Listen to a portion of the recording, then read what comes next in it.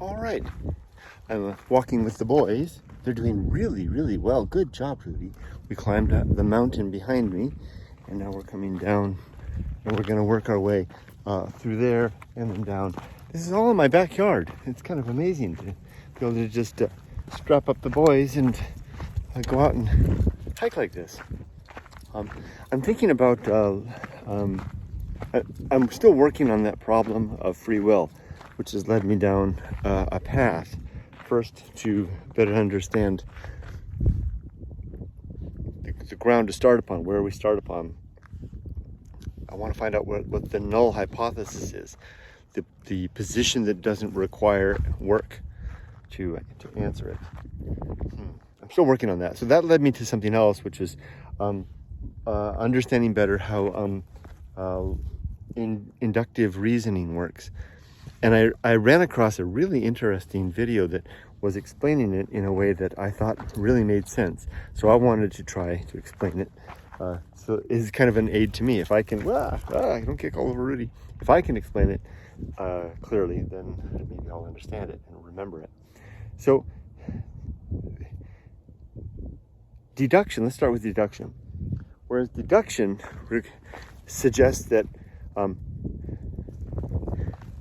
valid premises will lead to a particular conclusion always.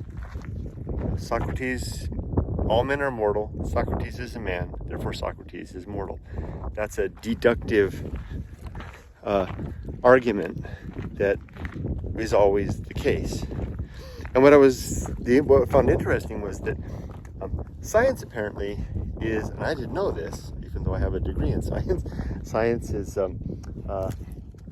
based on inductive reasoning, which I understand better now why that would be the case, because we would never get anywhere really if science was based on deductive reasoning, where we required absolutes. Science instead, because we can never know the full set of everything. The best we can know is a limited take a limited amount of information, and then inductively hypothesize about the larger state of things, and then watch the results. We should be able to make predictions based on those observations, and if those predictions bear fruit, then we have supporting evidence that we may have been onto something. Yet if our suggestions fail, that helps us by demonstrating that our hypothesis was incorrect, and then we have to work to revise it to now we have more information, and we can make improved hypotheses, improved to the extent that we know better, and then we can have a better model. When seen in that light, the fact that science is constantly improving, and by improving I mean discovering where it's wrong and then making better models, is to be expected. For example, the world of Newton, the Euclidean world, matched the subset of data that was available to Newton.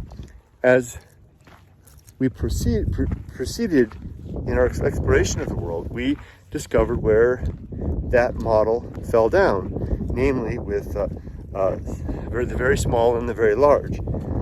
And Einstein introduced the world of relativity, which is an improved model. Does it mean that the world of Newton was wrong? Not necessarily. It just means that it wasn't fully accurate. It's a model that could suffer improvement, and did suffer that improvement. And that is how the system works. So the takeaway from that is that we shouldn't look at the where science gets things wrong as a failure of science. That is an artifact of the model. The model is tentative at best at all times, and improves upon itself as more data becomes available. Very interesting to me. So inductive reasoning is the foundation of well, I think, I mean, can I go so strong, be that strong as to say the foundation of the scientific method? Maybe I can be that strong in saying that. And we shouldn't expect anything but new information to help us to see a wider perspective, and in some cases demonstrate that our previous hypotheses or even theories were incorrect and allow us to make better models. It's all about the predictive effect. What it can predict, if it gives us a predictive model, predictive element, then it gives us something to work on. If it offers no, and that's where the null hypothesis comes in. The null hypothesis exists when you have a situation where there is no predictive effect. For example, in the case of the question of God's existence, there is no predictive element in the position that God does not exist. That doesn't predict anything. The universe continues to simply demonstrate that that's the case through lack of any evidence. Those that claim that God do exist, this should then be able to put forth some model, some that by which God could be demonstrated to be the effect. They take on the burden of proof. Hey, I think I came a long ways around. Still haven't been able to find a way to apply that to free will, but I will. I'll work on that more. Time for to continue our hike, boys. Sorry to make you wait, boys. Shall we continue on, Rudy, Ollie? Carry on. Let's carry on. Upward we go. Onward. Take care.